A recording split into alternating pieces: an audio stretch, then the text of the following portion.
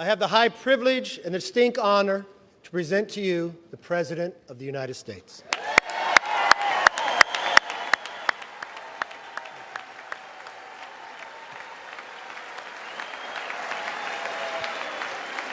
Mr. Speaker.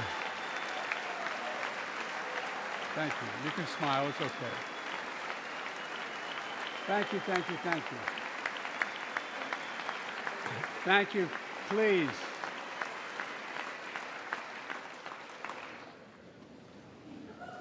Mr. Speaker, Madam Vice President, our First Lady and Second Gentleman, good to see you guys up there. Members of Congress,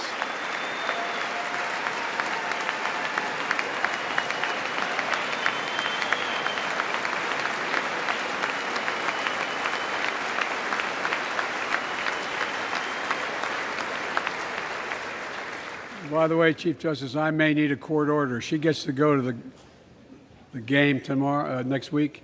I have to stay home. Got to work something out here. Members of the Cabinet, leaders of our military, Chief Justice, Associate Justice, and retired Justice of the Supreme Court, and to you, my fellow Americans. You know, I start tonight by congratulating the 118th Congress and the new Speaker of the House, Kevin McCarthy.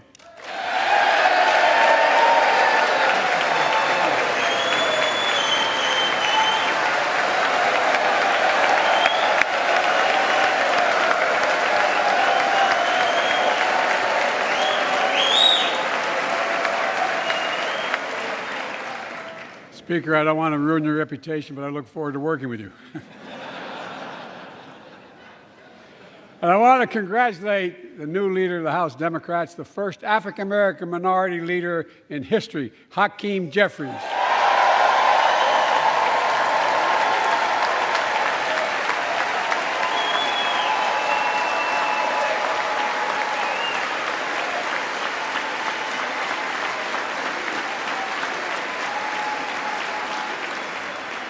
He won in spite of the fact I campaigned for him.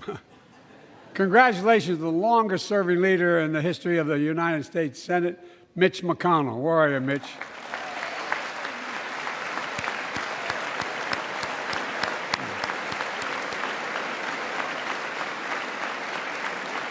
And congratulations to Chuck Schumer, another, another term as Senate Minority Leader. I think you. Only this time you have a slightly bigger majority, Mr. Leader. You're the majority leader. About that much bigger? Yeah. Well, I tell you what. I want to give special recognition to someone who I think is going to be considered the greatest speaker in the history of the House of Representatives, Nancy Pelosi.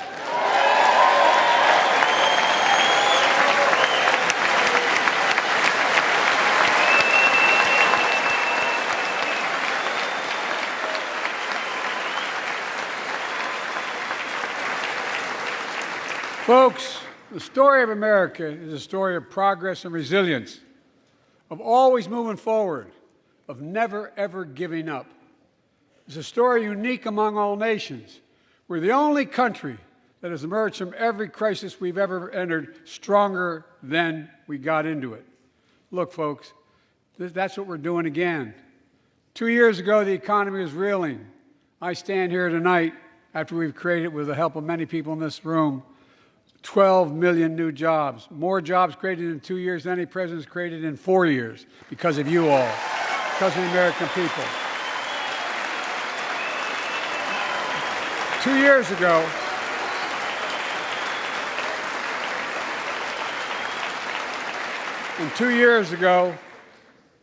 COVID had shut down, our businesses were closed, our schools were robbed of so much, and today, COVID no longer controls our lives.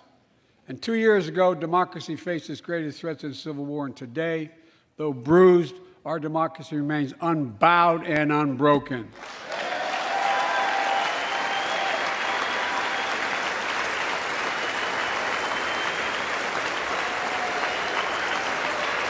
As we gather here tonight, we're writing the next chapter in the great American story, a story of progress and resilience. When world leaders ask me to define America, and they do, believe it or not, I can define it in one word, and I mean this: possibilities. We don't think anything is beyond our capacity. Everything is a possibility. You know, we're often told that Democrats and Republicans can't work together. But over the past 2 years, we've proved the cynics and naysayers wrong. Yes, we disagreed plenty. And yes, there were times when Democrats went alone. But time and again, Democrats and Republicans came together to defend a stronger and safer Europe. It came together to pass once-in-a-generation infrastructure law, building bridges connecting our nation and our people. We came together to pass the most significant law ever, helping victims exposed to toxic burn pits. And in fact,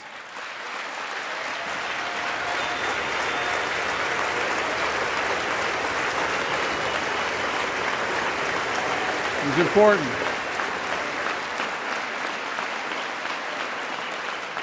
And in fact, I signed over 300 bipartisan pieces of legislation since becoming president, from reauthorizing the Violence Against Women Act, the Electoral Count Reform Act, the Respect for Marriage Act that protects the right to marry the person you love, and to my Republican friends, if we could work together the last Congress, there's no reason we can't work together and find consensus on important things in this Congress as well. I think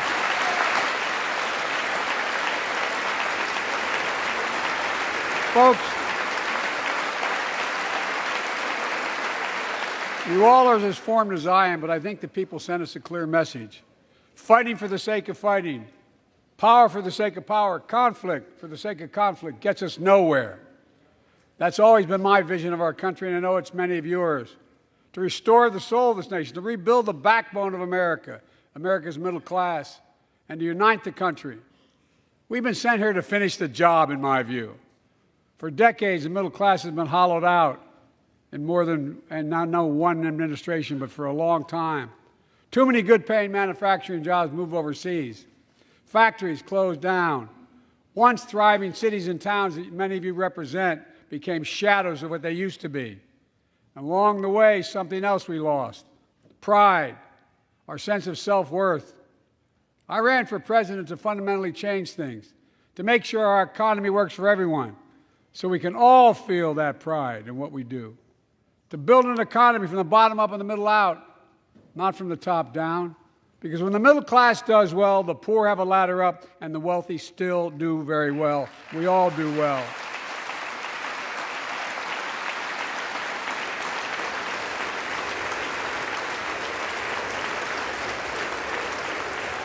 I know a lot of you always kid me for always quoting my dad, but my dad used to say, Joey, a job's about a lot more than a paycheck. He really would say this. It's about a lot more than a paycheck. It's about your dignity. It's about respect. It's about being able to look your kid in the eye and say, honey, it's going to be okay, and mean it. Well, folks, so let's look at the results. We're not finished yet by any stretch of the imagination, but unemployment rate is at 3.4%, a 50-year low. A near record unemployment. Near record unemployment for Black and Hispanic workers. We've already created, with your help, 800,000 good-paying manufacturing jobs, the fastest growth in 40 years. And where is it written? Where is it written that America can't lead the world in manufacturing? And I don't know where that's written. For too many decades, we imported projects and exported jobs. Now, thanks to what you've all done, we're exporting American products and creating American jobs. Folks, inflation has been a global problem because the pandemic disrupted our supply chains, and Putin's unfair and brutal war in Ukraine disrupted energy supplies as well as food supplies, blocking all that grain in Ukraine. But we're better positioned than any country on earth right now. But we have more to do. But here at home, inflation is coming down. Here at home, gas prices are down $1.50 from their peak.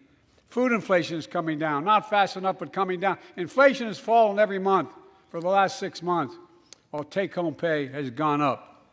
Additionally, over the last 2 years, a record 10 million Americans, applied to start new businesses. 10 million. And by the way, every time someone starts a small business is an act of hope.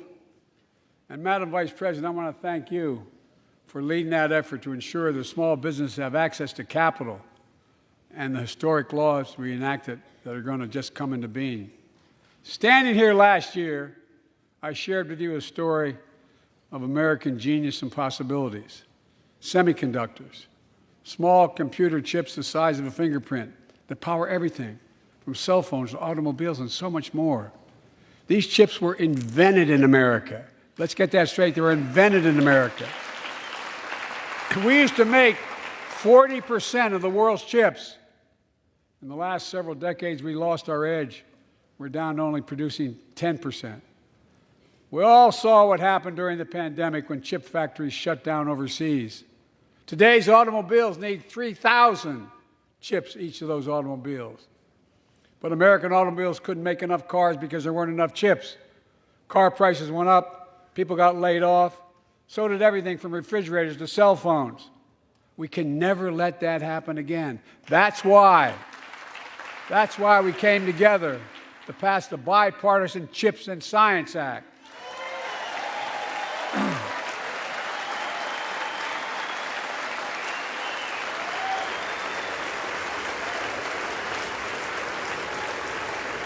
Folks, I know I've been criticized for saying this, but I'm not changing my view. We're going to make sure the supply chain for America begins in America. The supply chain begins in America. We've already created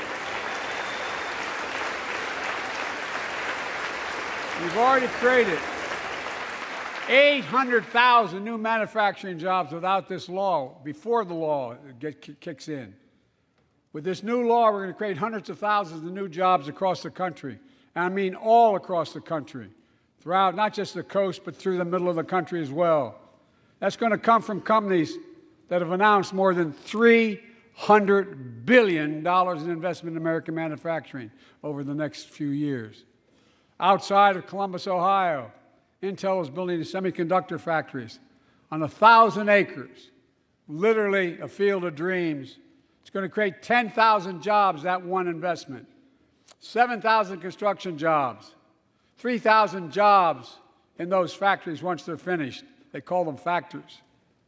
Jobs paying an average of $130,000 a year, and many do not require a college degree.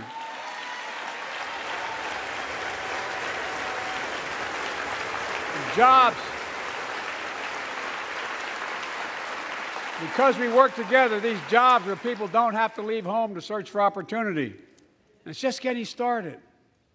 Think about the new homes, the small businesses, the medium-sized businesses. So much more that's going to be needed to support those 3,000 permanent jobs and the factories that are going to be built.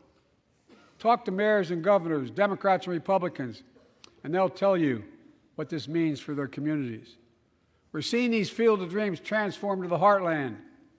But to maintain the strongest economy in the world, we need the best infrastructure in the world. And folks, as you all know,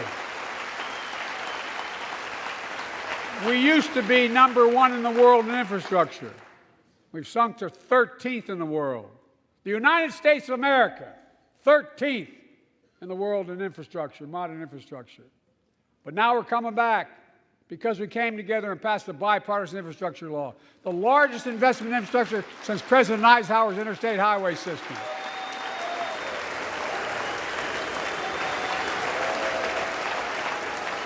And folks, already we've funded over 20,000 projects, including major airports from Boston to Atlanta to Portland. Projects that are going to put thousands of people to work rebuilding our highways, our bridges, our railroads, our tunnels, ports, airports, clean water, high-speed internet, all across America. Urban, rural, tribal. And folks, we're just getting started. We're just getting started. And I mean this sincerely. I want to thank my Republican friends who voted for the law, and my Republican friends who voted against it as well. But I still get asked to fund the projects in those districts as well. But don't worry. I promised I'd be a president for all Americans. We'll fund these projects. And I'll see you at the groundbreaking. Look, this law will further unite all of America.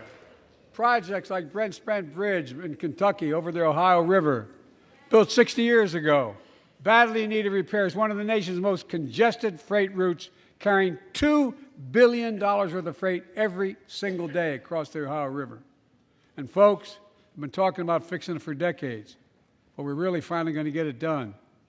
I went there last month with Democrats and Republicans and from both states to deliver a commitment of $1.6 billion for this project.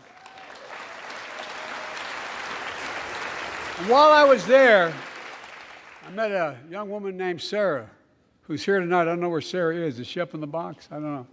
Sarah, how are you? Well, Sarah, for 30 years,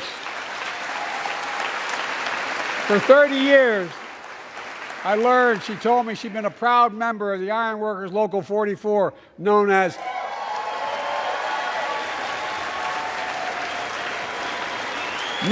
the Cowboys in the Sky. The folks who built Cincinnati's skyline. Sarah said she can't wait to be 10 stories above the Ohio River building that new bridge. God bless her. That's pride. And that's what we're also building. We're building back pride. Look, we're also replacing poisonous lead pipes that go into 10 million homes in America, 400,000 school and child care centers. So every child in America can drink the water instead of having permanent damage to their brain. Look, we're making sure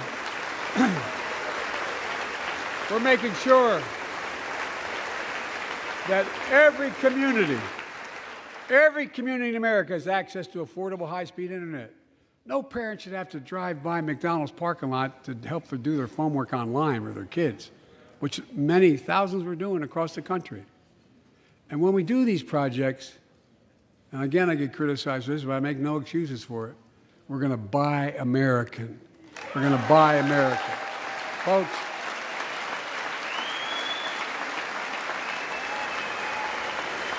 and it's totally consistent with international trade rules.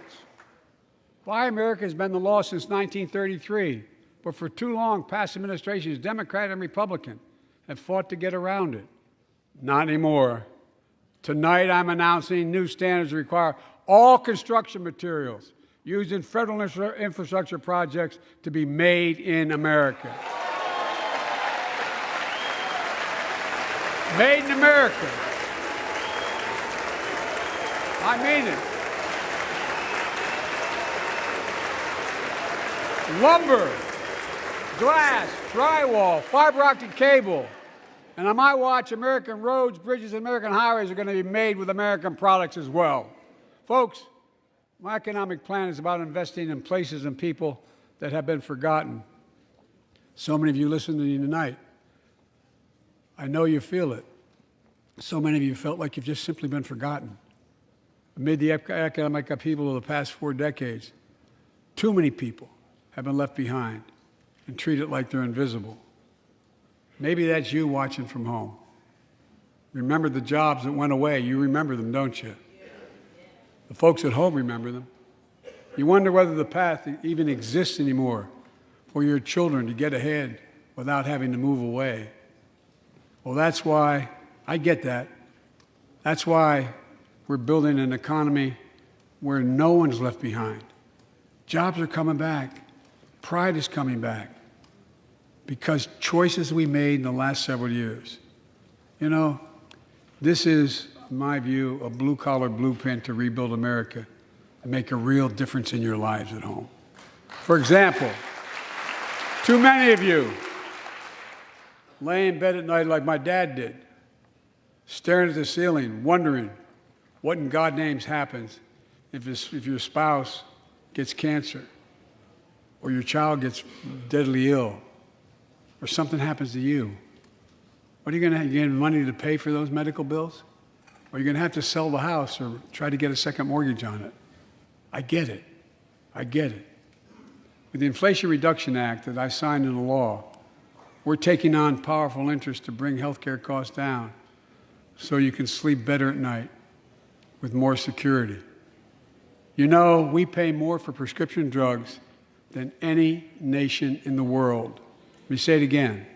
We pay more for prescription drugs than any major nation on earth. For example, 1 in 10 Americans has diabetes. Many of you in this chamber do, and in the audience. But every day, millions need insulin to control their diabetes so they can literally stay alive. Insulin's been around for over 100 years. The guy who invented it didn't even patent it because he wanted it to be available for everyone. It cost the drug companies roughly $10 a vial to make that insulin. Packaging and all, you may get up to $13. But Big Pharma has been unfairly charging people hundreds of dollars, $400 to $500 a month, making record profits. Not anymore. Not anymore.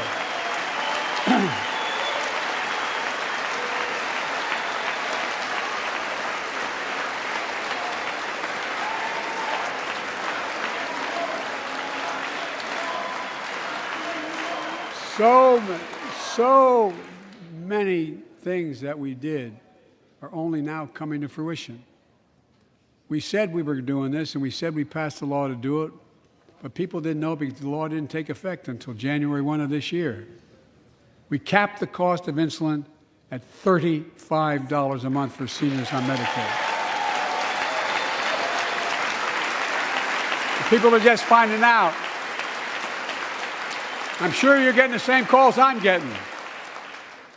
Look, there are millions of other Americans who do not or are not on Medicare, including 200,000 young people with type 1 diabetes and need this insulin to stay alive.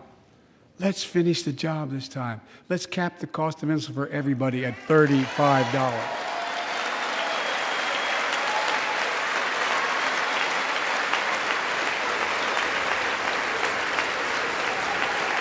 Folks, the Big Pharma is still going to do very well, I promise you all. I promise you they're going to do very well. This law also caps and won't even go into effect until 2025. It costs out-of-pocket drug costs for seniors on Medicare at a maximum of $2,000 a year. You don't have to pay more than $2,000 a year, no matter how much your drug costs are.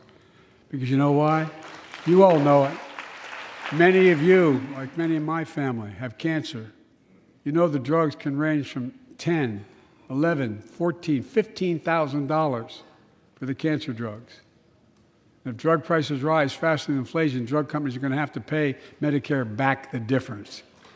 We're finally giving Medicare the power to negotiate drug prices, bringing down prescription drug costs doesn't just save seniors money, it cuts the federal deficit by billions of dollars, by hundreds of billions of dollars. Because these prescription drugs are drugs purchased by Medicare to keep their commitment to the seniors. Well, guess what? Instead of paying $400 or $500 a month, you're paying $15. That's a lot of savings for the federal government. And by the way, why wouldn't we want that? Now, some members here are threatening, and I know it's not an official party position, so I'm going to exaggerate, but threatening to repeal the Inflation Reduction Act. As my coach, that's okay, that's fair. As my football coach used to say, lots of luck in your senior year. Make no mistake, if you try anything to raise the cost of prescription drugs, I will veto it. Look, I'm pleased to say that more Americans have health insurance now than ever in history. A record 16 million people are enrolled in the Affordable Care Act. And thanks to the law I signed last year, millions are saving $800 a year on their premiums. And by the way, that law was written and the benefit expires in 2025. So my plea to some of you, at least in this audience, let's finish the job and make these savings permanent. Expand coverage of Medicaid.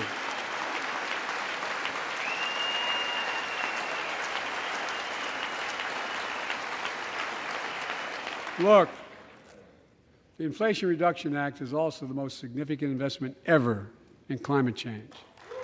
Ever. Lowering utility bills, creating American jobs, leading the world to a clean energy future. I visited the devastating aftermath of record floods, droughts, storms, and wildfires from Arizona to Mexico to all the way up to the Canadian border. More timber has been burned, as I've observed from helicopters, than the entire state of Missouri. And we don't have global warming? Not a problem. In addition to emergency recovery, from Puerto Rico to Florida to Idaho, we're rebuilding for the long term. New electric grids that are able to weather major storms and not prevent those forest fires. Roads and water systems withstand the next big flood. Clean energy to cut pollution and create jobs in communities often left behind. We're going to build 500,000 electric vehicle charging stations installed across the country by tens of thousands of IBEW workers. And we're helping families save more than $1,000 a year with tax credits to purchase electric vehicles and efficient appliances, energy-efficient appliances. Historic conservation efforts to be responsible stewards of our land. Let's face reality. The climate crisis doesn't care if you're in a red or blue state. It's an existential threat. We have an obligation, not to ourselves, but to our children and grandchildren to confront it. I'm proud of how America, at last, is stepping up to the challenge. We're still going to need oil and gas for a while. But guess what? No, we do. But there's so much more to do. We got to finish the job. And we pay for these investments in our future by finally making the wealthiest and biggest corporations begin to pay their fair share. Just begin.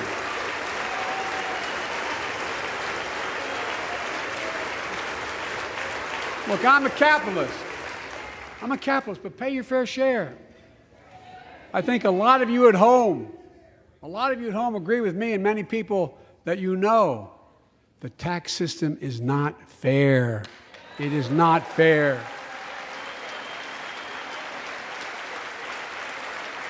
Look,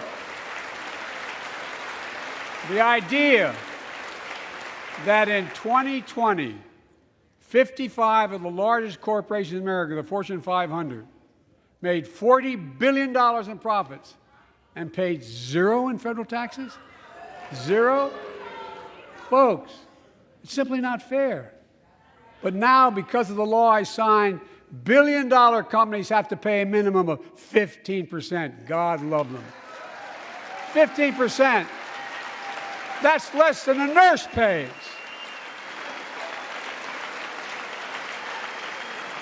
And let me be crystal clear. I said at the very beginning, under my plans, as long as I'm president, nobody earning less than $400,000 will pay an additional penny in taxes. Nobody, not one penny. But let's finish the job. There's more to do. We have to reward work, not just wealth. Pass my proposal for the billionaire minimum tax. You know, there's 1,000 billionaires in America. It's up from about 600 in the beginning of the term. But no billionaire should be paying a lower tax rate than a school teacher or firefighter. I mean it. Think about it.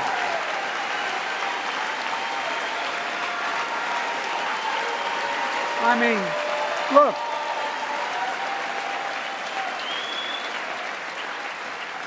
I know you aren't enthusiastic about that, but think about it. Think about it. Have you noticed Big Oil just reported its profits, record profits? Last year they made $200 billion in the midst of a global energy crisis. I think it's outrageous. Why? They invested too little of that profit to increase domestic production. And when I talk to a couple of them, they say, we're afraid you're going to shut down all the oil wells, all the oil refineries anyway, so why should we invest in them? I said, we're going to need oil for at least another decade. And that's going to exceed, and beyond that, we're going to need it. Production. If they had, in fact, invested in the production to keep gas prices down, instead, they used the record profits to buy back their own stock, rewarding the CEOs and shareholders. Corporations ought to do the right thing. That's why I propose we quadruple the tax on corporate stock buybacks and encourage long-term investments. They'll still make considerable profit. Let's finish the job and close the loopholes that allow very wealthy to avoid paying their taxes. Instead of cutting the number of audits for wealthy taxpayers, I just signed a law to reduce the deficit by $114 billion by cracking down on wealthy tax cheats. That's being fiscally responsible. In the last 2 years, my administration has cut the deficit by more than $1.7 trillion, the largest deficit reduction in American history. Under the previous administration, the American deficit went up 4 years in a row. Because those record deficits, no president added more to the national debt in any 4 years than my predecessor. Nearly 25% of the entire national debt that took over 200 years to accumulate was added by just one administration alone, the last one. They're the facts. Check it out. Check it out. How did Congress respond to that debt? They did the right thing. They lifted the debt ceiling 3 times without preconditions or crisis. They paid American bills to prevent an economic disaster in the country. So tonight I'm asking the Congress to follow suit. Let's commit here tonight to the full faith and credit of the United States of America will never, ever be questioned. Some of my Republican friends want to take the economy hostage. I get it, unless I agree to their economic plans. All of you at home should know what those plans are. Instead of making the wealthy pay their fair share, some Republicans want Medicare and Social Security to sunset. I'm not saying it's a majority. Let me give you, anybody who doubts it, contact my office. I'll give you a copy. I'll give you a copy of the proposal. That means Congress doesn't vote. Well, I'm glad to see you. And I tell you, I enjoy conversion. You know, it means if Congress doesn't keep the programs the way they are, they'd go away. Other Republicans say, I'm not saying it's a majority of you. I don't even think it's even a significant, but it's being proposed by individuals. I'm not politely not naming them, but it's being proposed by some of you. Look, folks, the idea is that we're not going to be moved into being threatened to default on the debt if we don't respond.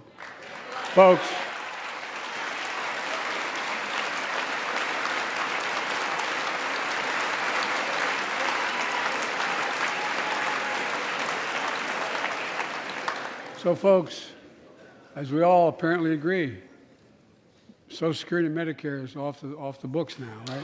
They're not to be spent. All right. I'm ready. We got unanimity.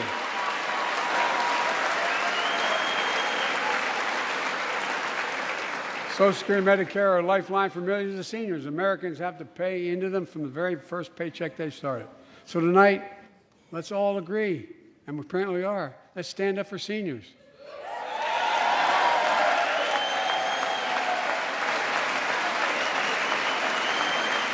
Stand up and show them. We'll not cut Social Security. We will not cut Medicare. Those benefits belong to the American people. They earned it. And if anyone tries to cut Social Security, which apparently no one's going to do, and if anyone tries to cut Medicare, I'll stop them. I'll veto it. And look, I'm not going to allow them to be taken away. Not today, not tomorrow, not ever. But apparently it's not going to be a problem. Next month, when I offer my fiscal plan, I ask my Republican friends to lay down their plan as well. I really mean it. Let's sit down together and discuss our mutual plans together. Let's do that.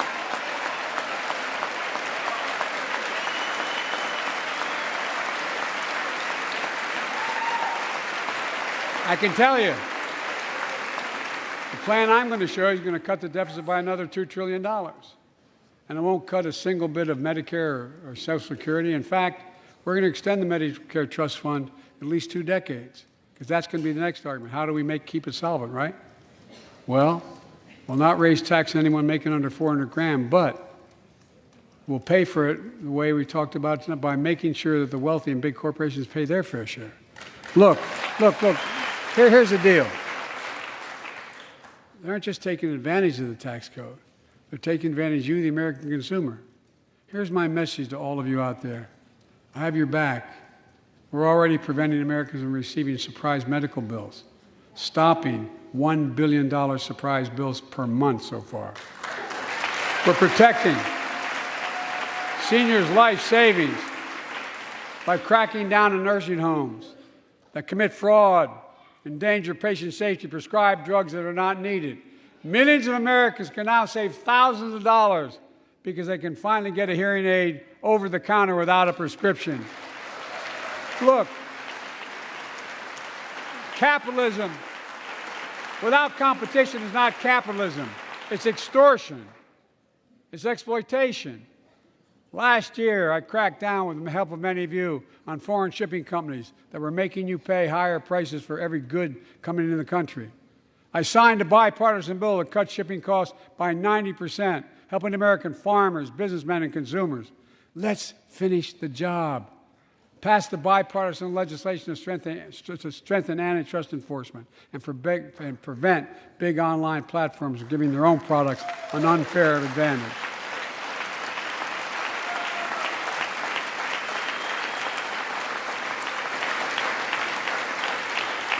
My administration is also taking on junk fees, those hidden surcharges too many companies use to make you pay more. For example, we're making airlines show you the full ticket price up front, refund your money if your flight is canceled or delayed. We've reduced exorbitant bank overdrafts by saving consumers more than $1 billion a year. We're cutting credit card late fees by 75%, from $30 to $8. Look, junk fees may not matter to the very wealthy, but they matter to most other folks in homes like the one I grew up in, like many of you did. They add up to hundreds of dollars a month. They make it harder for you to pay your bills or afford that family trip. I know how unfair it feels when a company overcharges you and gets away with it. Not anymore. We've written a bill to stop it all. It's called the Junk Fee Prevention Act. We're going to ban surprise resort fees that hotels charge on your bill. Those fees can cost you up to $90 a night at hotels that aren't even resorts. The idea that cable, internet, and cell phone companies can charge you $200 or more if you decide to switch to another provider. Give me a break. We can stop service fees on tickets to concerts and sporting events and make companies disclose all the fees up front. And we'll prohibit airlines from charging $50 round trip for a family just to be able to sit together. Baggage fees are bad enough. Airlines can't treat your child like a piece of baggage. Americans are tired of being. We're tired of being played for suckers. So pass the Junk Fee Prevention Act so companies stop ripping us off. For too long, workers have been getting stiffed, but not anymore. We're beginning to restore the dignity of work. For example, I should have known this, but I didn't until 2 years ago. 30 million workers have to sign non-compete agreements for the jobs they take. 30 million. So a cashier at a burger place can't walk across town and take the same job at another burger place and make a few bucks more. It just changed. But they just changed it because we exposed it. That was part of the deal, guys. Look it up. But not anymore. We're banning those agreements, so companies have to compete for workers and pay them what they're worth.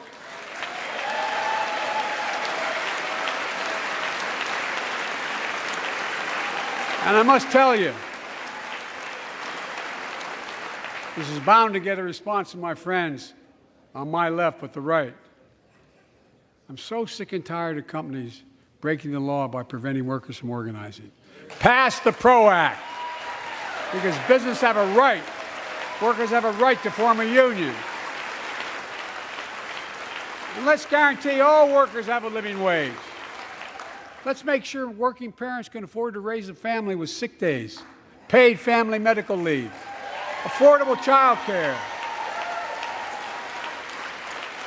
That's going to enable millions of more people to go and stay at work. And let's restore the full child tax credit, which gave tens of millions of parents some breathing room and cut child poverty in half to the lowest level in history. And by the way, when we do all these things, we increase productivity.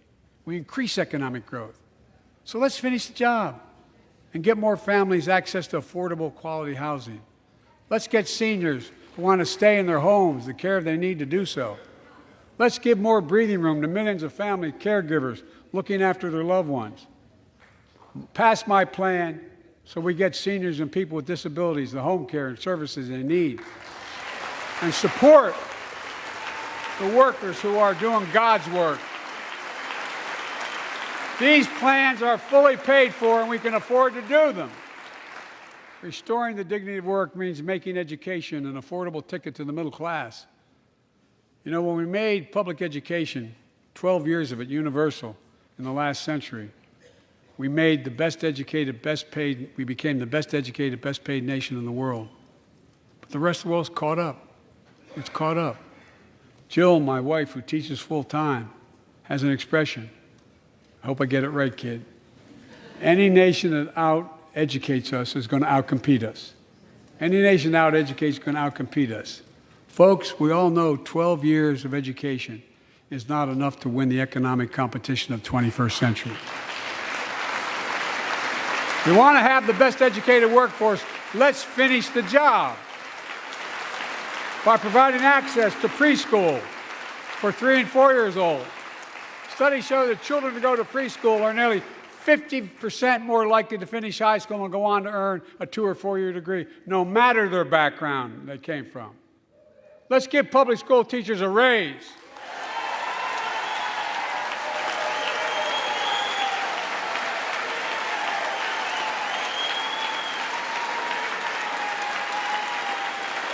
We're making progress by reducing student debt, increasing Pell Grants for working and middle-class families.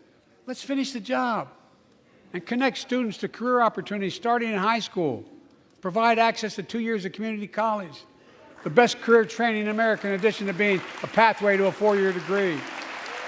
Let's offer every American a path to a good career, whether they go to college or not. And folks, in the midst of the COVID crisis, when schools were closed and we were shutting down everything, let's recognize how far we came in the fight against the pandemic itself. While the virus is not gone, thanks to the resilience of the American people and the ingenuity of medicine, we've broken the COVID grip on us. COVID deaths are down by 90%. We've saved millions of lives and opened up our country. We opened our country back up, and soon we'll end the public health emergency. But that's called a public health emergency. But we'll remember the toll and pain that's never going to go away. More than 1 million Americans lost their lives to COVID. 1 million. Families grieving, children orphaned, empty chairs at the dining room table constantly reminding you that she used to sit there. Remembering them, we remain vigilant. We still need to monitor dozens of variants and support new vaccines and treatments. So Congress needs to fund these efforts and keep America safe. And as we emerge from this crisis stronger, we're also got to double down on prosecuting criminals who stole relief money meant to keep workers and small businesses afloat.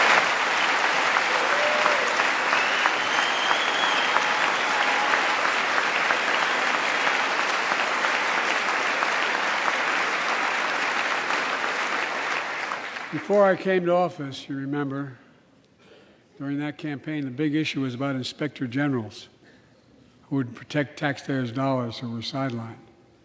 They were fired. Many people said we don't need them. And fraud became rampant. Last year, I told you the watchdogs are back.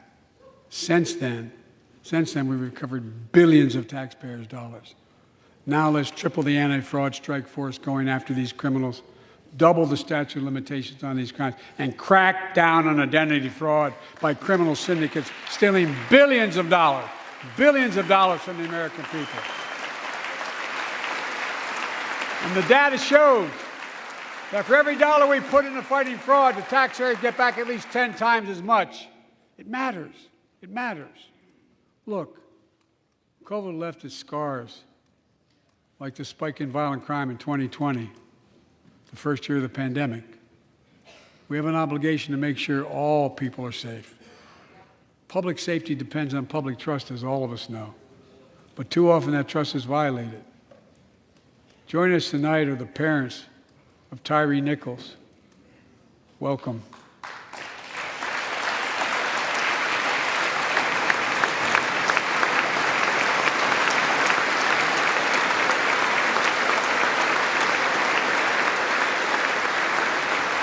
We had to bury Tyree last week. As many of you personally know, there's no words to describe the heartache or grief of losing a child. But imagine if you lost that child at the hands of the law. Imagine having to worry whether your son or daughter came home from walking down the street, or playing in the park, or just driving a car. Most of us in here have never had to have the talk that brown and black parents have had to have with their children. Bo, Hunter, Ashley, my children, I never had to have the talk with them. I never had to tell them if a police officer pulls you over, turn your interior lights on right away. Don't reach for your license. Keep your hands on the steering wheel. Imagine having to worry like that every single time your kid got in a car. Here's what Tyree's mother shared with me when I spoke to her. When I asked her how she finds the courage to carry on and speak out. With the faith of God, she said her son was, quote, a beautiful soul, and something good will come of this. Imagine how much courage and courage that takes. It's up to us, to all of us. We all want the same thing. Neighborhoods free of violence. Law enforcement who earns the community's trust. Just as every cop, when they pin on that badge in the morning, has a right to be able to go home at night, so does everybody else out there. Our children have a right to come home safely. Equal protection under the law is a covenant we have with each other in America. We know police officers put their lives on the line every single night and day. And we know we ask them in many cases to do too much, to be counselors, social workers, psychologists, responding to drug overdoses, mental health crises, and so much more. In one sense, we ask much too much of them. I know most cops and their families are good, decent, honorable people, the vast majority. But they risk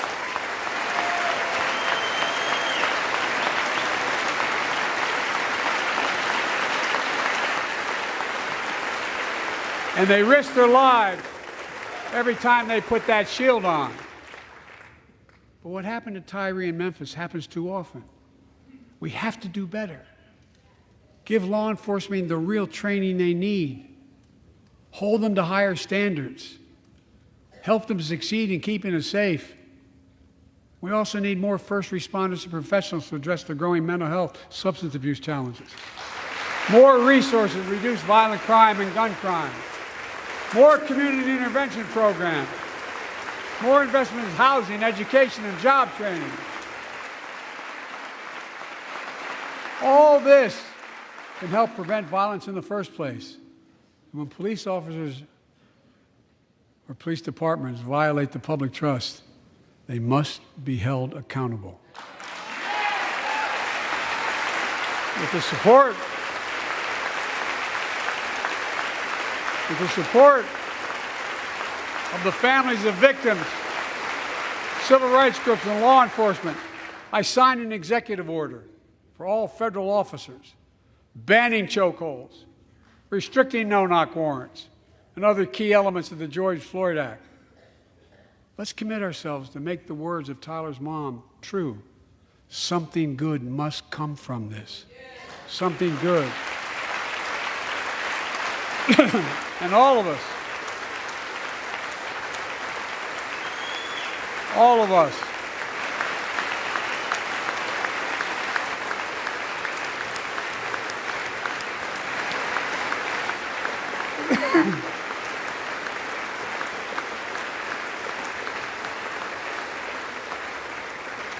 folks, it's difficult, but it's simple. All of us in this chamber, we need to rise to this moment. We can't turn away. Let's do what we know in our hearts that we need to do. Let's come together to finish the job on police reform. Do something. Do something.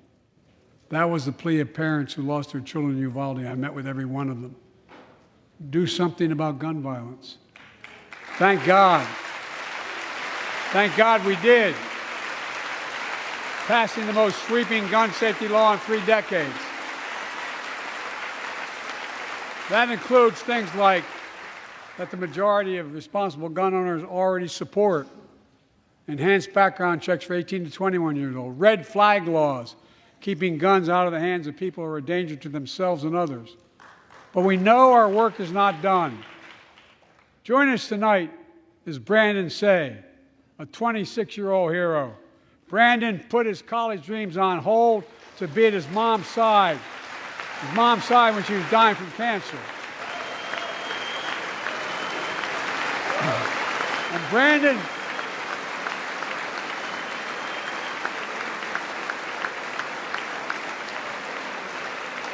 now works at the dance studio started by his grandparents. And 2 weeks ago, during the Lunar New Year celebrations, he heard the studio door close, and he saw a man standing there pointing a semi-automatic pistol at him. He thought he was going to die, but he thought about the people inside. And in that instant, he found the courage to act and wrestle the semi-automatic pistol away from the gunman who had already killed 11 people in another dance studio. 11. He saved lives. It's time we do the same. Ban assault weapons now. Ban them now. Once and for all.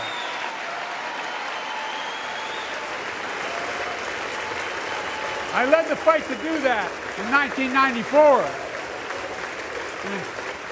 In 10 years, that ban was law and mass shootings went down. After we let it expire in the Republican administration, mass shootings tripled. Let's finish the job and ban these assault weapons. And let's also come together on immigration. Make it a bipartisan issue once again.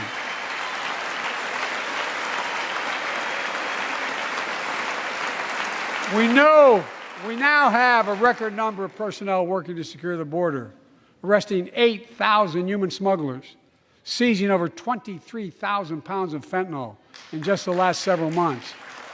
We've launched a new border plan last month. Unlawful migration from Cuba, Haiti, Nicaragua, and Venezuela has come down 97% as a consequence of that. But American border problems won't be fixed until Congress acts. If we don't pass my comprehensive immigration reform, at least pass my plan to provide the equipment and officers to secure the border.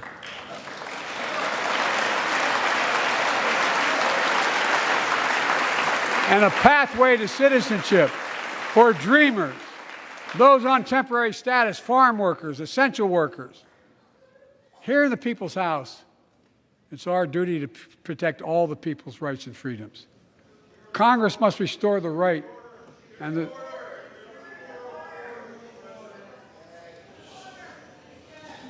Congress must restore the right that was taken away in Roe v. Wade and protect Roe v. Wade.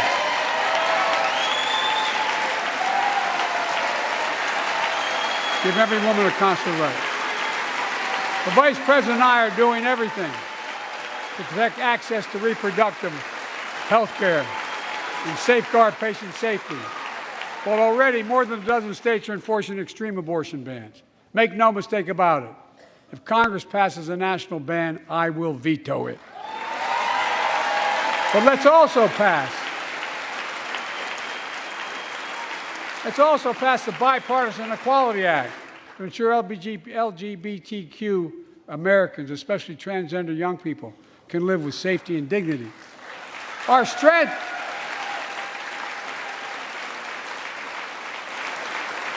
is not just the example of our power, but the power of our example.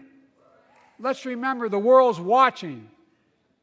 I spoke in this chamber 1 year ago, just days after Vladimir Putin unleashed his brutal attack against Ukraine. A murderous assault, evoking images of death and destruction Europe suffered in World War II. Putin's invasion has been a test for the ages, a test for America, a test for the world. Would we stand for the most basic of principles? Would we stand for sovereignty? Would we stand for the right of people to live free of tyranny? Would we stand for the defense of democracy? For such defense matters to us because it keeps peace and prevents open season on would-be aggressors and threatens our prosperity. 1 year later, we know the answer. Yes, we would, and we did. We did. And together, we did what America always does at our best. We led. We united NATO. We built a global coalition. We stood against Putin's aggression. We stood with the Ukrainian people. Tonight, we're once again joined by Ukrainian's ambassador to the United States. She represents not just her nation, but the courage of her people. Our ambassador is here, we're united in our support of your country. Will you stand so we can all take a look at you? Thank you.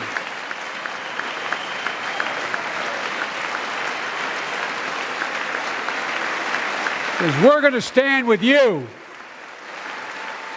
as long as it takes.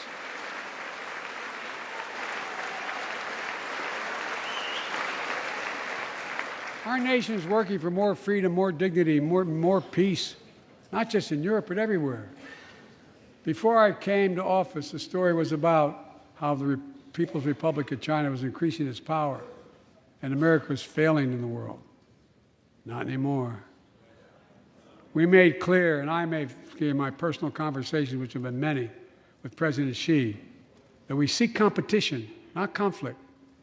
But I will make no apologies that we're investing to make America stronger, investing in American innovation and industries that will define the future that China intends to be dominating, investing in our alliances and working with our allies to protect advanced technologies so they will not be used against us, modernizing our military to safeguard stability and deter aggression. Today, we're in the strongest position in decades to compete with China or anyone else in the world. Anyone else in the world. And I'm committed.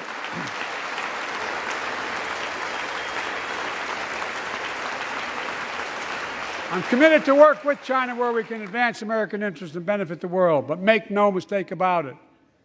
As we made clear last week, if China threatens our sovereignty, we will act to protect our country, and we did.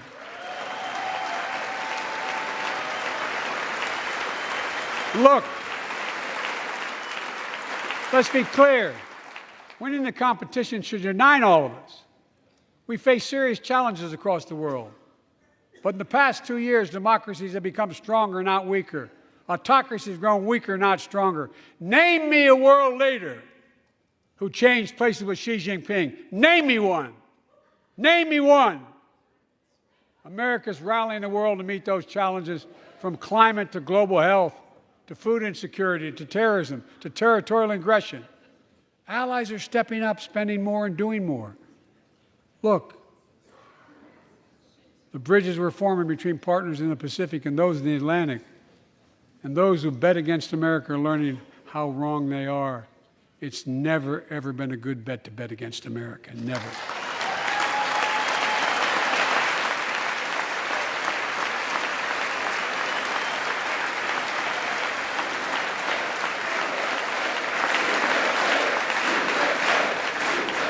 Well, when I came to office, most assured that bipartisanship assumed was impossible, but I never believed it.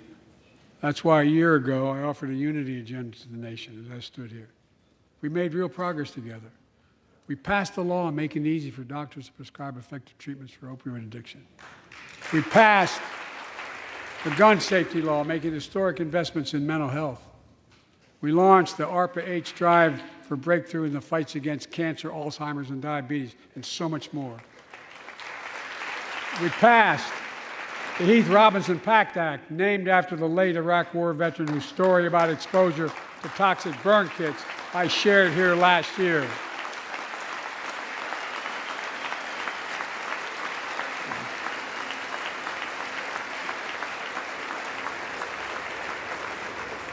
I understand something about those burn pits, but there's so much more to do. We can do it together. Joining us tonight is a father named Doug from Newton, New Hampshire. He wrote Jill, my wife, a letter, and me as well, about his courageous daughter, Courtney. A contagious laugh, his sister's best friend, her sister's best friend. He shared a story all too familiar to millions of Americans and many of you in the audience. Courtney discovered pills in high school. It spiraled into addiction and eventually death from a fentanyl overdose. She was just 20 years old. Describing the last 8 years without her, Doug said, "There's no worse pain." Yet their family has turned pain to purpose, working to end the stigma and change laws. He told us he wants to start a journey toward American recovery. Doug, we're with you. Fentanyl is killing more than 70,000 Americans a year. Big, you got it.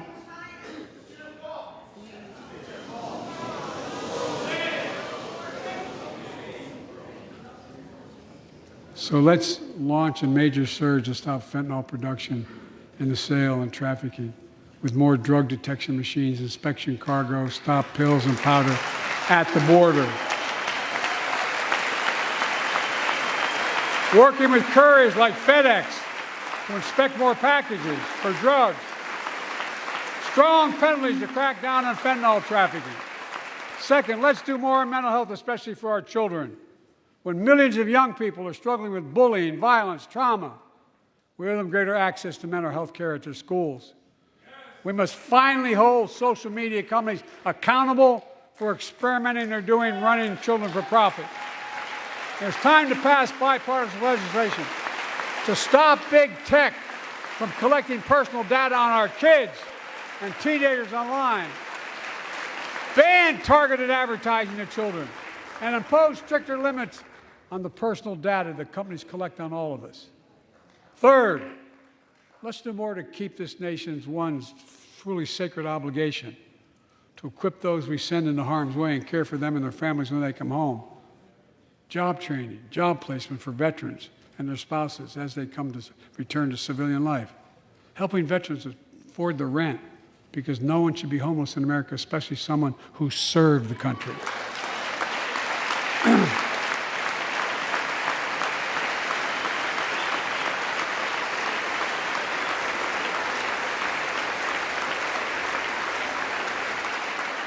Dennis McDonough is here of the VA.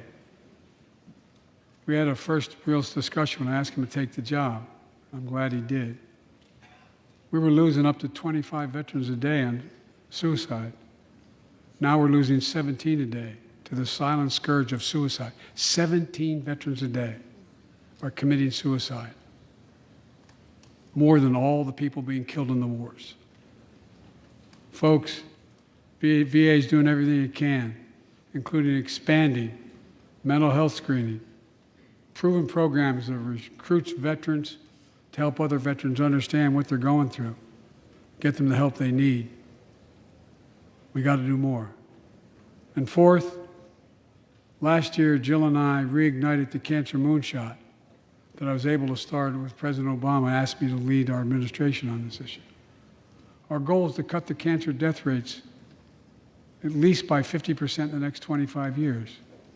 Turn more cancers from death sentences to treatable diseases. Provide more support for patients and their families. It's personal to so many of us in this audience. Joining us are Morris and Candice, an Irishman and the daughter of immigrants from Panama. They met and fell in love in New York City and got married in the same chapel Jill and I got married in New York City. Kindred spirits. He wrote us a letter about his little daughter, Ava, and I saw her just before I came over. She was just a year old when she was diagnosed with rare kidney disease, cancer. After 26 blood transfusions, 11 rounds of radiation, 8 rounds of chemo, 1 kidney removed, giving a 5% survival rate. He wrote how in the darkest moments he thought, if she goes, I can't stay. Many of you have been through that as well. Jill and I understand that like so many of you.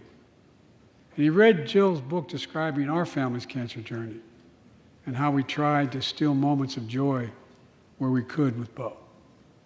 For them, that glimmer of joy was the half smile of their baby girl. It meant everything to them. They never gave up hope. Little Ava never gave up hope. She turns 4 next month. They just found out Ava's beating the odds, is on her way to being cured of cancer. And she's watching from the White House tonight and she's not asleep already. For the lives we can save,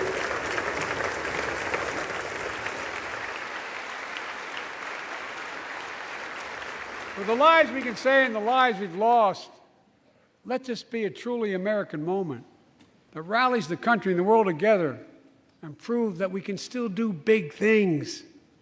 20 years ago, under the leadership of President Bush and countless advocates and champions, he undertook a bipartisan effort through PEPFAR to transform the global fight against HIV/AIDS. It's been a huge success. He thought big. He thought large. He moved. I believe we can do the same thing with cancer.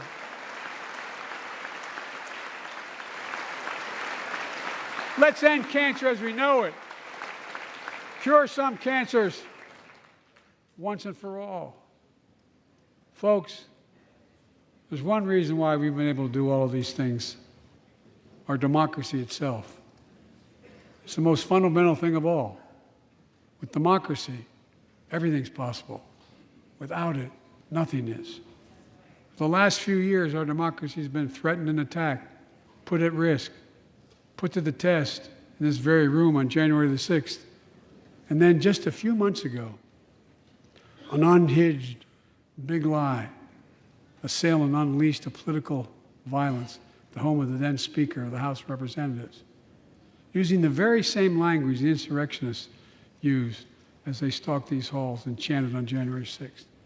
Here tonight in this chamber is a man who bears the scars of that brutal attack, but is as tough and as strong and as resilient as they get. My friend Paul Pelosi. Paul, stand up.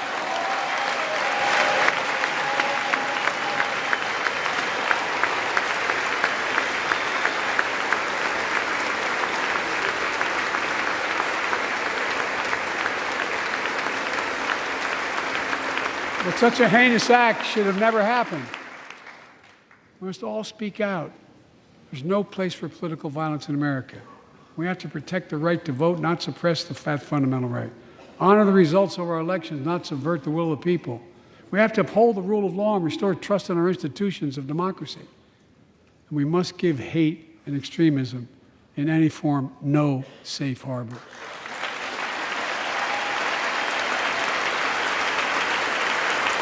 Democracy must not be a partisan issue. It's an American issue. Every generation of Americans has faced a moment where they have been called to protect our democracy, defend it, stand up for it. And this is our moment. My fellow Americans, we meet tonight at an inflection point, one of those moments that only a few generations ever face, where the direction we now take is going to decide the course of this nation for decades to come. We're not bystanders of history. We're not powerless before the forces that confront us. It's within our power of we, the people. We're facing the test of our time. We have to be the nation we've always been at our best, optimistic, hopeful, forward-looking. A nation that embraces light over dark, hope over fear, unity over division, stability over chaos. We have to see each other not as enemies, but as fellow Americans. We're good people. The only nation in the world built on an idea, the only one.